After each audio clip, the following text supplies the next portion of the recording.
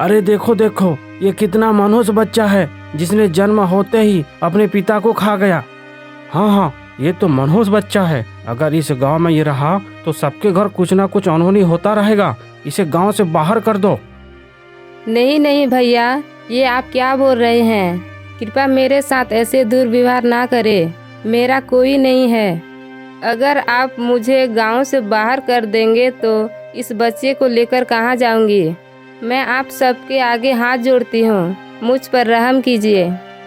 देखो गंगा, हमारा तुमसे कोई दुश्मनी नहीं है, लेकिन यह बात भी सच है ना कि इसके पैदा होते ही उसका बाप मर गया। भैया, इसमें इस बच्चे का क्या दोष? यह तो मासूम है। यह तो अभी अभी इस दुनिया में आया है। नहीं नहीं, चाहे जो भी हो, यह बच्चा इस गांव में नहीं रहेगा। तुम चली जाओ इस बच्चे को लेकर। यह आप लोग कैसी बातें कर रहे हैं? इस छोटे से बच्चे को लेकर मैं कहाँ जाऊंगी? मैं इस बच्चे को कैसे पालूंगी? भीख मांग लेना या किसी के घर बर्तन साफ कर लेना, लेकिन तू इस गांव में बिल्कुल नहीं रहेगी। इस तरह गांव वालों ने गंगा के लिए थोड़ी भी रहम नहीं दिखाई। गंगा अपने बेटे गोपाल को लेकर गांव से बाहर चली गई। हे भगवान, तू किस जन्म के पाप की सजा दे रहा है? मैं इस मासूम को लेकर अब कहाँ जाऊंगी? लोगों में तो इंसानियत तो आज मर गया, लेकिन क्या तू भी आंख बंद कर दिया है? क्या तुझे हम गरीबों की तकलीफ देखकर मजा आता है? इस तरह गंगा चलते चलते एक घने जंगल के बीच पहुंच जाती है और वहां एक छोटे से कुटिया बनाकर गोपाल का पालन पोषण करने लगती है। समय आया, गोपाल अब जवान हो गया। माँ, मुझे समझ में यह नहीं आता, हम गांव से दूर इस जंगल में क्यों हैं? दूसरे लोगों की तरह गांव में क्यों नहीं रहते? बेटा, शायद हमारी नसीब में यही लिखा है। माँ, ये नसीब कौन लिखता है? यह किस्मत क्या होता है? और जिसने भी लिखा है वह हमारी किस्मत में इतनी परेशानी ही क्यों लिखा है? यह तो पता नहीं बेटा, यह तो वही बता सकता है जिसने इस दुनिया को बनाया है। वह कौन है और कहाँ रहता है? माँ, मैं उससे मिलकर यह जरूर पूछूंगा कि उसने हमारी जिंदगी में दुख ही क्यों लिखा है। बेटा, तू इन सब बातों को छोड़ दे, चिंता मत कर। नहीं माँ, मुझे इस सवाल का जवाब चाहिए कि ऊपर वाले ने हमारे साथ ही अन्याय क्यों किया। गोपाल रात भर सोचता रहा कि उसके साथ आखिर हो क्या रहा है।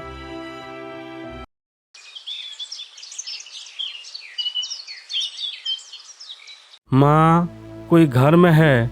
भिक्षा दीजिए माँ, बाबा तेरे पास आया है, भिक्षा दीजिए माँ। क्षमा करे बाबा, मैं आपको क्या बताऊं, आप भी भिखारी के घर भीख मांगने आ गए। अभी तो हमारे पास खाने को कुछ नहीं और आप मांगने आ गए। ऊपर वाले के घर देर है, अंदर नहीं है बेटा, उदास मत होना। कुछ नहीं होता बाबा इन बातों से, हम बरसों से परेशानी से गुजर रहे हैं। कहते हैं समय से पहले और भाग्य से ज़्यादा कुछ नहीं मिलता। बाबा, ये भाग्य कौन लिखता है? मुझे उससे मिलना है। आखिर उसने मेरे भाग्य में आखिर ऐसा क्या लिखा है जिससे मेरा हर दिन परेशानी से गुजर रहा है? बेटा, अगर ऐसा है तो तुम्हारे सवालों का जवाब तो नीलगिरी के परमात्मा ही बता सकते हैं। मैंने सुना है वो सभी की समस्या को दूर करते हैं, परम ज्ञानी हैं, परमात्मा है। तुम उनके पास जाकर अपने बारे में पूछ सकते हो। अगर ऐसा है तो मुझे नीलगिरी के पहाड़ी की ओर जाना चाहिए। बाबा, मैं कल सुबह नीलगिरी के लिए निकल जाऊंगा। अगले सुबह गोपाल घर से नीलगिरी पहाड़ के लिए निकल जाता है। चलते चलते वह एक घने जंगल में पहुंच जाता है। अरे देखो तो, कितना घना जंगल है। अब तो मेरे पेट में चूहे भी कूदने लगा है। अरे हाँ, वो रहा आम का बगीचा। वाह वाह, बड़ा बड़ा आम, अब तो मज़ा आ जाएगा।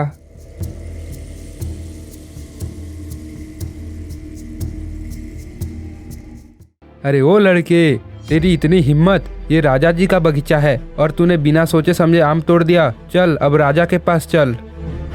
सैनिक गोपाल को पकड़कर राजा विनोद के पास लेकर आ जाते हैं। तुम्हारी इतनी बड़ी साहस, तुमने राजा की शाही बगीचा से आम चुरा लिया।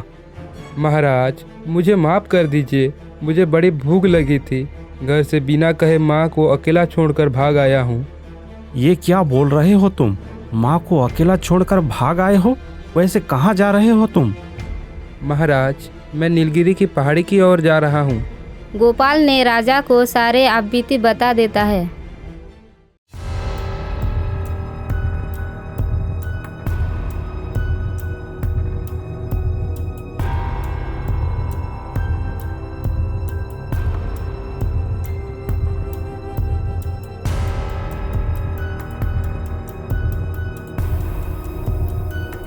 हमें माफ कर दो युवक, हमसे गलती हो गई और ये बेवकूफ़ सैनिक बिना सोचे समझे तुम्हें चोर समझ बैठे। तो तुम तकदीर की खोज से निकले हो? क्या ये सच है? तकदीर भी मिलता है क्या? हाँ महाराज, वो महात्मा नीलगिरी के पहाड़ियों पर मिलेंगे। अच्छा, तो तुम इसलिए किस्मत लिखने वाले की तलाश कर रहे हो और नीलगिरी पहाड़ की ओर जा रहे हो? अच्छा गोपाल, मैं भी एक बात से बहुत परेशान हूँ। क्या तुम मेरा एक काम करोगे? हाँ महाराज, बताइए, मैं आपकी क्या सेवा कर सकता हूँ? गोपाल सुनो, राजकुमारी की आवाज़ चली गई है। अब वह बोल नहीं पाती है, वह गूंगी हो चुकी है। क्या तुम उसके बारे में तकदीर लिखने वाले से मेरे इस सवाल का जवाब मांग सकते हो कि राजकुमारी की आवाज़ कब तक वापस आ सकता है? हाँ महाराज, मैं आपकी बात जरूर उस महात्मा से पूछूंगा। सुनो गोपाल, नीलगिरी पहाड़ काफ़ी दूर है, तुम पैदल तो नहीं जा सकते। तुम्हारे लिए मैं घोड़े का प्रबंध कर देता हूँ। नहीं नहीं महाराज, मुझे घोड़े रुपये पैसे नहीं चाहिए। मुझे पैदल ही नीलगिरी के पहाड़ी तक पहुँचना है। शायद यही मेरा तपस्या है। अच्छा, जब तुम इतना जिद कर ही रही हो तो हमारी ओर से यह 1 रुपया तुम अपने साथ रख लो। मेरा यह सप्रेम भेंट है, इसे स्वीकार करो। इस तरह गोपाल को 1 रुपया मिल जाता है। गोपाल राजमहल से निकलकर अब नीलगिरी पहाड़ की ओर जाने लगता है।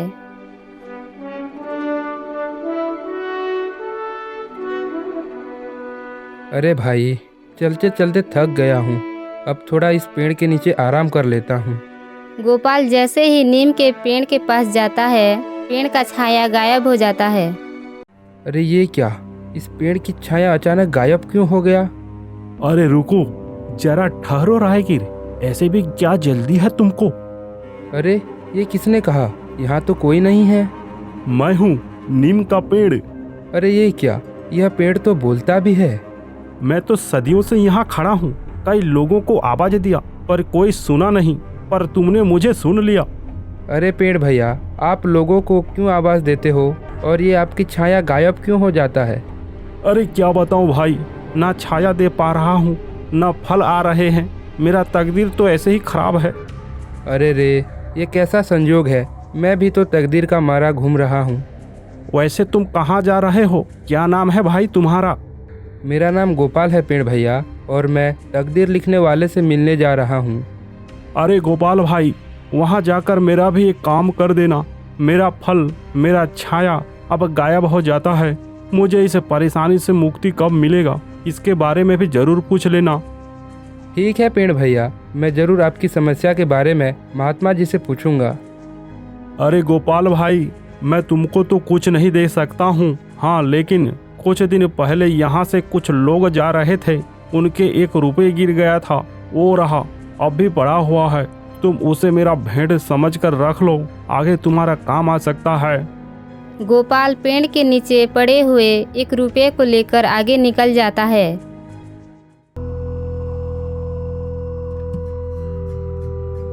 अरे चलते चलते काफ़ी दूर आ गया हूँ। अब तो रात भी होने को है। इस जंगल में रात कैसे गुजारूंगा? नहीं नहीं, मुझे थोड़ा और आगे जाना चाहिए।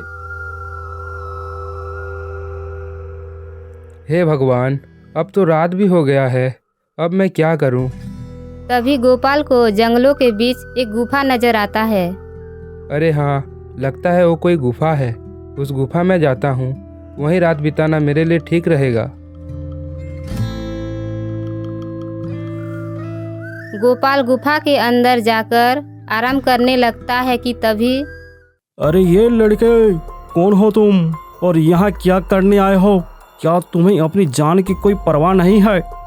नहीं बाबा, मुझे नहीं पता था कि यह आपका डेरा है। मुझे माफ़ कर देना। मैं बहुत दूर से आया हूँ, थोड़ा आराम करने के लिए गुफा के अंदर आ गया।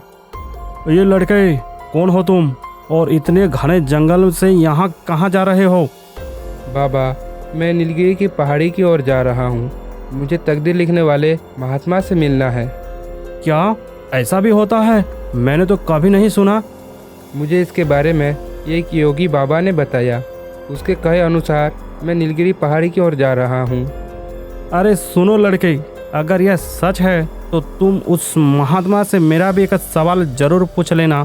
मैं यहाँ कई दिनों से इस गुफा में दिन काट रहा हूँ। मुझे मुक्ति कब मिलेगा इसके बारे में भी जरूर पूछ लेना। हाँ बाबा, मैं आपकी बात ज़रूर पूछूंगा। बस मुझे यहाँ रहने की इजाज़त दे दीजिए। मैं कल सुबह होते ही निकल जाऊँगा। तो फिर ठीक है, तुम आज रात यहाँ आराम कर सकते हो। और ये मेरे तरफ से बेटा 1 रुपया ले लो, ये मेरे तरफ से एक भेंट है। अगले दिन सुबह होते ही गोपाल नीलगिरी पहाड़ की ओर निकल जाता है। गोपाल चलते चलते एक गांव में पहुंच जाता है। उस गांव में दहशत फैला हुआ है। उस गांव के लोग सब बीमार पड़े हुए हैं। सबके चेहरे नीले पड़ गए हैं। हे भगवान, यह मैं कैसे गांव में आ गया? यहाँ तो सब लोग बीमार पड़े हुए हैं और सबके रंग नीले पड़ गए हैं। अरे भैया जरा सुनो, यहाँ सब लोग बीमार क्यों हैं और सबके रंग नीला क्यों पड़ गया है?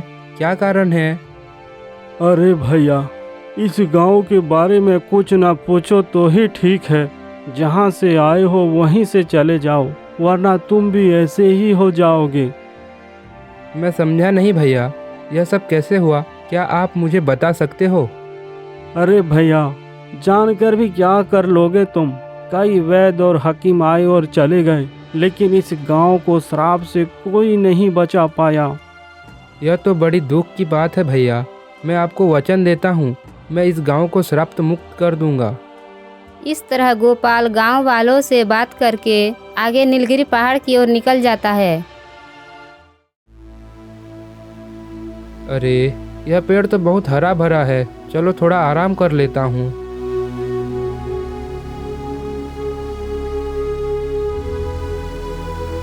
अरे ये तो कोई इंसान है, जरा देखो तो कितना निडर है।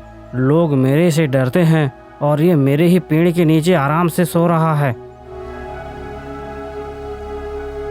अरे देखो तो, इसके चेहरे पर तो नीले रंग नहीं दिख रहा है। इसका मतलब इसको मेरे श्राप का कोई असर नहीं हुआ है।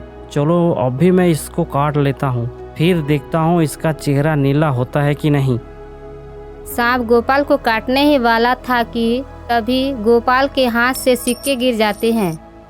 अरे ये सिक्का तो कोई दूसरे राज्य का लगता है। इसका मतलब ये लड़का किसी दूसरे राज्य से आया है, तभी तो इसको मेरे श्राप का कोई असर नहीं हो रहा है।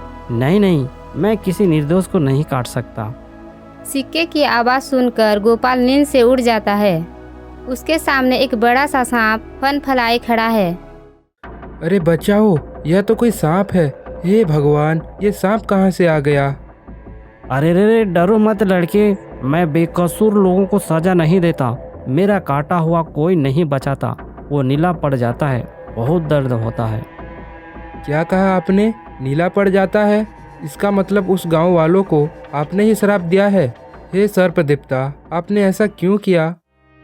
सुनो विवेक, आज से कई साल पहले इस जंगल में हम 2 सांप नाग और नागिन रहते थे, लेकिन इस गांव के लोगों ने मेरा साथी नागिन को ही मार दिया था।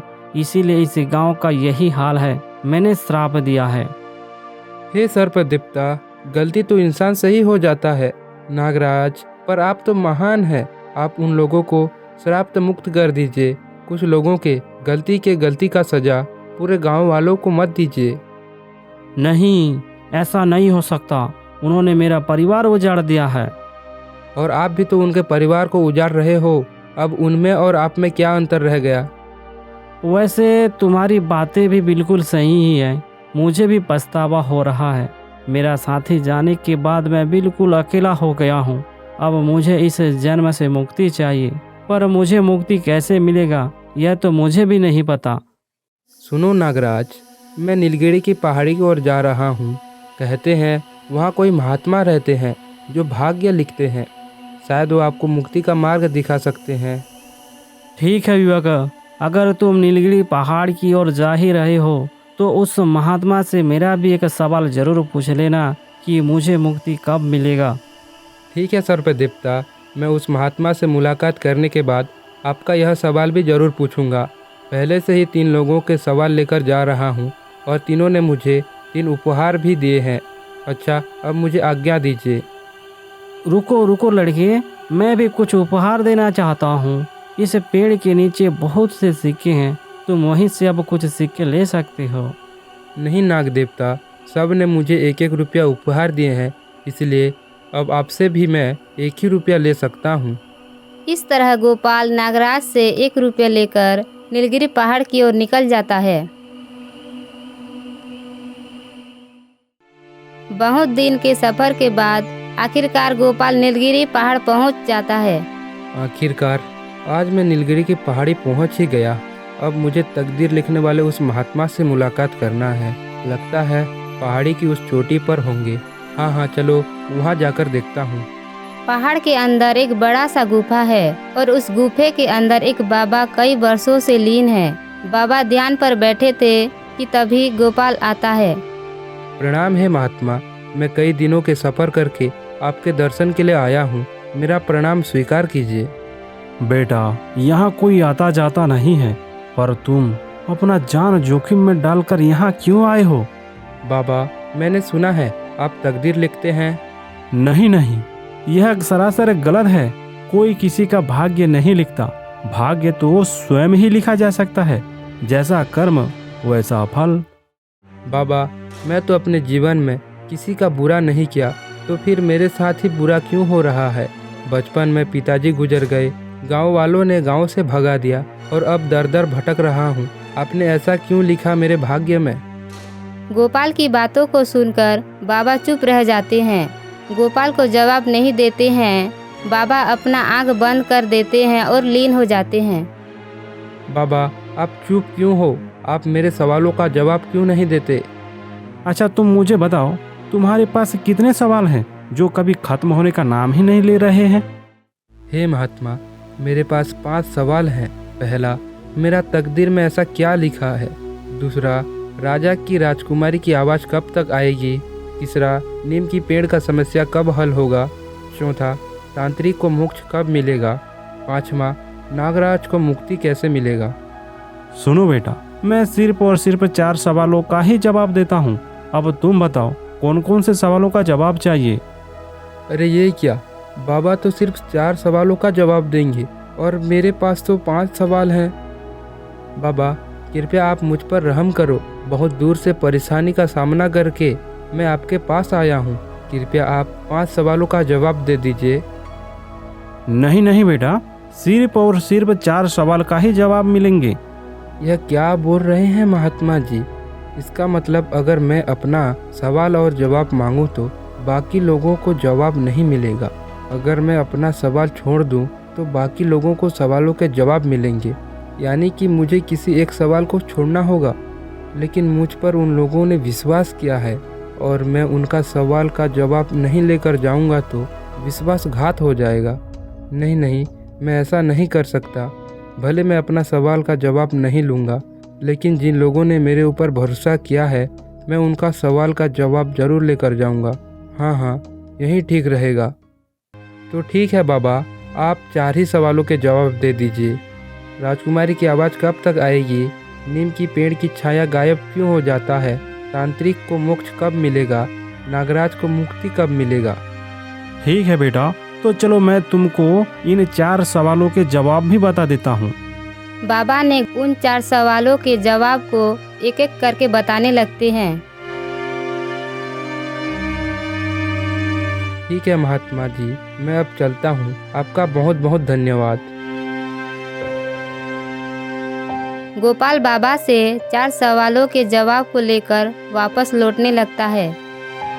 पता नहीं किस जन्म का सजा भुगत रहा हूँ। अरे जरा देखो तो भला, मैं अपना सवाल लेकर आया था लेकिन मेरा जवाब नहीं मिला।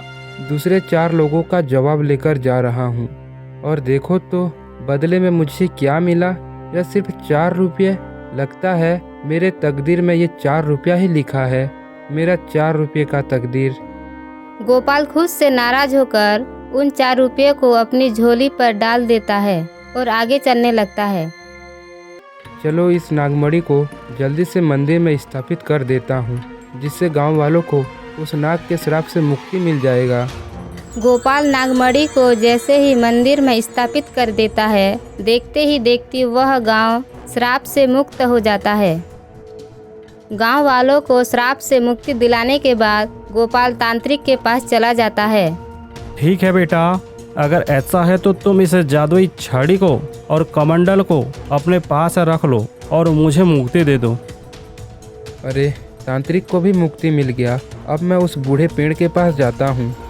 अच्छा तो तुम आ गए, बड़ी देर लगा दी भाई तुमने आने में। अच्छा बताओ क्या कहा महात्मा जी ने? सुनो पेड़ भैया, मैं इस जादुई की छड़ी को स्पर्श करा देता हूँ, उसके बाद आपको मुक्ति मिल जाएगा।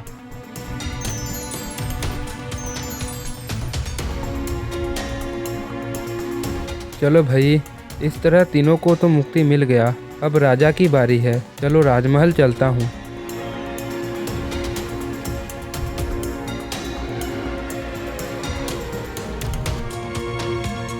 महाराज, आपसे गोपाल मिलना चाहता है। वह नीलगिरी की पहाड़ी से वापस आ गया।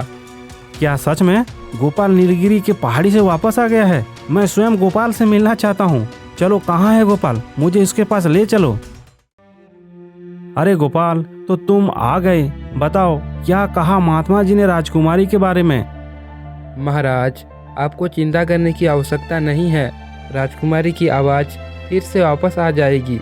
इस कमंडल में जादुई जल है, इसे अगर राजकुमारी पी लेंगी तो राजकुमारी की आवाज़ फिर से राजमहल में गूंजने लगेंगी। गोपाल की बातों को सुनकर राजा और रानी दोनों बहुत खुश हो जाते हैं। सब लोग राजकुमारी के कक्ष में जाते हैं। राजकुमारी को जैसे ही जादुई जल पिलाते हैं, उसके बाद राजकुमारी बोलने लगती है, पिताजी मेरी आवाज़ वापस आ गई। देखिए अब मैं बोल सकती हूँ। हे ऊपर वाले, तेरा लाख लाख शुक्रिया। तूने मेरी विनती आखिरकार सुन ही लिया। मेरे सुने आंगन को संगीत से भर दिया। और गोपाल, तुम मेरे लिए किसी देवदूत से कम नहीं हो। तुम्हारा भी बहुत बहुत शुक्रिया। महाराज, मैं कोई देवदूत नहीं हूँ। मैं तो एक साधारण सा इंसान हूँ। मैं तो अपने सवालों का जवाब के लिए गया था, लेकिन दुर्भाग्यवश मुझे अपने सवालों का जवाब नहीं मिला। लेकिन 4 लोगों के सवालों का जवाब लेकर आ गया। 4 लोग? इसका मतलब तुम और भी लोगों के सवाल को लेकर नीलगिरी गए थे? हाँ महाराज, महात्मा जी ने सिर्फ 4 लोगों के बारे में ही बताया। मैंने नागराज का सवाल, एक तांत्रिक का सवाल, एक बूढ़े पेड़ का सवाल और आपका सवाल का जवाब लेकर आया। अच्छा गोपाल, मुझे ये बताओ, ये सब चमत्कार हुआ कैसे? मुझे विस्तार से बताओ, मुझे बड़ी उत्सुकता हो रही है। महाराज, मुझे आपके जैसी समस्या से घिरे और 3 लोग मिल गए और इस तरह से 4 लोगों का सवाल लेकर गया और मेरे सवालों के साथ 5 सवाल हो गया। लेकिन महात्मा जी ने 5 सवालों के जवाब देने को इनकार कर दिया।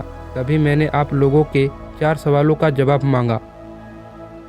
महाराज, मैंने सबसे पहले देखा एक गांव में बहुत से लोग बीमार थे। उस बीमारी का कारण एक नागराज का श्राप था। जब मैं उन सवालों का जवाब लेकर आया तो सबसे पहले नागराज के पास गया। अरे तो तुम वापस आ गए? अच्छा, महात्मा जी ने क्या बताया था? मुझे मुक्ति कब मिलेगा, कुछ बताओ तो। बाबा ने बताया कि जब आप गांव वालों को श्राप से मुक्त नहीं कर देते तब तक आपको मोक्ष नहीं मिलेगा। तो चलो ठीक है, तो फिर मेरा ये नागमणि तुम ही लेकर जाओ और उस गांव के मंदिर में इस मणि को स्थापना कर देना। उसके बाद वह गांव श्राप से हमेशा हमेशा के लिए मुक्त हो जाएगा। इतना कहकर नागराज अपना मणि गोपाल को दे देता है और वह अंतर ध्यान हो जाता है। गोपाल नागमणि को लेकर गांव आता है और गांव के लोगों के साथ उस मणि को मंदिर में स्थापित कर देता है और देखते ही देखते वह गांव श्राप से मुक्त हो जाता है। तुम्हारा बहुत बहुत शुक्रिया बेटा, तुमने हमें इस श्राप से आज मुक्ति दिलाया है। तुम तो हमारे लिए भगवान के बराबर हो बेटा। अरे नहीं बाबा, मैंने आपको वचन दिया था ना, मैंने वह वचन पूरा किया। अब आप किसी भी जीव जंतु को हानि नहीं पहुंचाना, ठीक है? ठीक है बेटा, अब हम इस बात का जरूर ध्यान रखेंगे। अच्छा गोपाल, दूसरा सवाल कौन सा था? महाराज, दूसरा सवाल तांत्रिक का था। महाराज, मैं गांव वालों को श्राप से मुक्त होने के बाद सीधे तांत्रिक के पास गया। अरे तो तुम वापस आ ही गए, मैं तुम्हारा ही इंतजार कर रहा था। बताओ बेटा, क्या हुआ? क्या तुम्हारा मुलाकात महात्मा जी से हुआ था? अरे हाँ बाबा, हुआ था। उन्होंने कहा आप अपना यह जादुई छड़ी और कमंडल किसी को दे देना, तभी आपको मुक्ति मिल जाएगा। अब इस समय यह जादू की छड़ी और यह कमंडल को मैं भला किसको दे सकता हूँ? तुम ही रख लो बेटा, आज के बाद सभी जादुई शक्ति तुम्हें मिल जाएगा। और हाँ बेटा, मैंने एक नीम के पेड़ को तंत्र से बंदी बना दिया है। मेरे बाद तुम उसको भी इस जादुई छड़ी से मुक्ति कर देना। इस छड़ी को उस पेड़ पर स्पर्श करा देना, जिससे कि उस नीम के पेड़ को आज़ादी मिल जाएगी। तांत्रिक ने अपनी जादुई छड़ी और कमंडल को गोपाल को दे देता है और इस तरह तांत्रिक को भी मुक्ति मिल जाता है। गोपाल, सच में? अरे तुमने तो कई लोगों का मदद किया है। अच्छा, तो फिर उस बूढ़े नीम के पेड़ का क्या हुआ? महाराज, उस तांत्रिक को मुक्ति मिलने के बाद उसके कहे अनुसार उस पेड़ के पास चला गया। अच्छा, तो तुम आ गए। बड़ी देर लगा दी भाई तुमने आने में। अच्छा बताओ, क्या कहा महात्मा जी ने? सुनो नीम का पेड़, महात्मा जी ने कहा था इस जादुई छड़ी को स्पर्श करना होगा, उसके बाद तुम्हें मुक्ति मिल जाएगा। ये तो उस दुष्ट तांत्रिक का छड़ी है जिसने मुझे वर्षों से परेशान कर रहा है। पर वह तांत्रिक तुम्हें परेशान क्यों कर रहा था? वो लालची तांत्रिक है। उसने मुझे काटना चाहा पर काट ना सका। पर वह तुम्हें क्यों काटना चाहता था? सुनो गोपाल, मैं यहाँ वर्षों से खड़ा हूँ। मेरे जड़ से जादुई जल बहता था। जो भी इस जल को पीता है उसका सभी दुख परेशानी दूर हो जाता है और सुखी जीवन व्यतीत करने लगता है। पर एक बार में केवल एक ही व्यक्ति इसका जल को ग्रहण कर सकता था। अच्छा, तो यह बात है। सुनो नीम का पेड़, आज से तुमको कोई परेशानी नहीं होगा। गोपाल इतना कहकर उस छड़ी को पेड़ से स्पर्श करा देता है। हे नीम के पेड़, अब आप आज़ाद हो गए हो। अब मैं आपसे एक बात कहना चाहता हूँ। नंदीपुर के राजा राजकुमारी को कई वर्ष से गूंगी है। क्या आपकी जल से उनकी आवाज़ वापस आ सकती है? हाँ, क्यों नहीं। बिल्कुल गोपाल, तुम इस जादुई जल को लेकर राजकुमारी को पिला देना। इससे राजकुमारी की आवाज़ फिर से वापस आ जाएगी। इस तरह महाराज, मैंने उस कमंडल से जादुई जल को लेकर आ गया और मैंने आपको दिया। आपने राजकुमारी को जल पिलाया और राजकुमारी का आवाज़ फिर से आ गया। महाराज, इस तरह नीम के पेड़ को भी आज़ादी मिल गया। गोपाल, जो दूसरों की मदद करते हैं, भगवान उनकी मदद करने स्वयं आते हैं। महाराज, मुझे अब तकदीर से कोई शिकायत नहीं है। मेरी वजह से कई लोग खुश हैं। इससे बड़ी और क्या खुशी हो सकता है मेरे जीवन में। अब मैं घर जाता हूँ। मेरी माँ इंतजार कर रही होगी। जरा ठहरो गोपाल, तुमने हमारे लिए इतना कुछ किया है और हम तुम्हें ऐसे ही छोड़ दें? भला ये कैसे हो सकता है? जरा उधर तो देखो। माँ, आप यहाँ कब आई? गोपाल, जब तुमने यहाँ आकर अपनी परेशानियों के बारे में हमें बताया था, हमने तुरंत ही अपने लोगों को भेजकर माता जी को यहाँ ले आए थे, ताकि तुम्हारी अनुपस्थिति में माता जी यहाँ आराम से रह सकें। आपका बहुत बहुत धन्यवाद महाराज। आपने मेरी माँ का ख्याल रखा। बेटा गोपाल, परोपकार ही परम धर्म है। इस धर्म को तुमने ईमानदारी के साथ निभाया है। सुनो गोपाल, मेरा एक विनती है। मैं राजकुमारी का विवाह तुम्हारे साथ कराना चाहता हूँ। तुम एक योग्य पुरुष हो, इसलिए इस राज्य का राजा भी मैं तुम्हें ही बनाना चाहता हूँ। नहीं महाराज, नहीं, ऐसा मत कीजिए। मैं तो सामान्य व्यक्ति हूँ। मैं अपनी माँ के साथ खुश रहता हूँ। हाँ बेटा, तुमने राजकुमारी के गूंगी आवाज़ को मधुर आवाज़ में बदल दिया। अगर राजकुमारी के लिए कोई अच्छा और सच्चा वर होगा तो वह तुम ही हो सकते हो। सब लोगों के समझाने पर गोपाल ने भी राजकुमारी के साथ विवाह के लिए हाँ कर दिया और अगले दिन राजकुमारी और गोपाल का विवाह बड़े ही धूमधाम से संपन्न हो जाता है और गोपाल को राजा बना दिया जाता है। महाराज, कोई साधु बाबा आपसे मिलना चाहते हैं। तो ठीक है, उन साधु महात्मा को ससम्मान लेकर आओ। अरे बाबा, आप हमें खबर कर देते, हम आपकी सेवा में आ जाते। यहाँ से गुजर रहा था, सोचा राजा जी से मुलाकात करके चलते हैं। और बेटा गोपाल, राजा की भेष में मैं तुमको देखा, देखकर बहुत अच्छा लगा। बाबा, आपके कहे अनुसार मैं नीलगिरी के पहाड़ी की ओर गया था। तकदीर से कई शिकायत करता था। उन 4 लोगों के सवालों से ही मेरा भाग्य जुड़ा था। अब मुझे समझ में आ रहा है। ऊपर वाले के खेल बड़े निराले हैं बेटा। उसके घर देर है पर अंधेर नहीं है। बाबा रुकिए, उस दिन मैं आपको कुछ नहीं दे सका था। आज आपको दान करने का सौभाग्य मिला है। गोपाल ने बाबा को कई सोने चांदी आभूषण का दान कर देता है। बाबा कहते हैं, बेटा, मैं इसे सोने चांदी का क्या ही करूँगा। मैं तो एक साधु हूँ, ये सब मेरे काम की नहीं है। तो फिर मैं आपको क्या दान करूं बाबा, आप ही बताइए। बेटा गोपाल, अगर दान ही करना है तो मुझे वो 4 रुपये को दान में दे दे। ठीक है बाबा, आपकी जैसी मर्जी। इस तरह राजा गोपाल ने साधु बाबा को वह 4 रुपये दान में दे देता है। दान लेने के बाद वह साधु अंतर ध्यान हो जाते हैं। अरे ये बाबा अचानक गायब कैसे हो गई? इसका मतलब यह कोई साधारण बाबा नहीं थे। इसका मतलब राजा जी बिल्कुल सही बोल रहे थे। जो दूसरों की मदद करता है, भगवान स्वयं उसकी मदद करने आते हैं।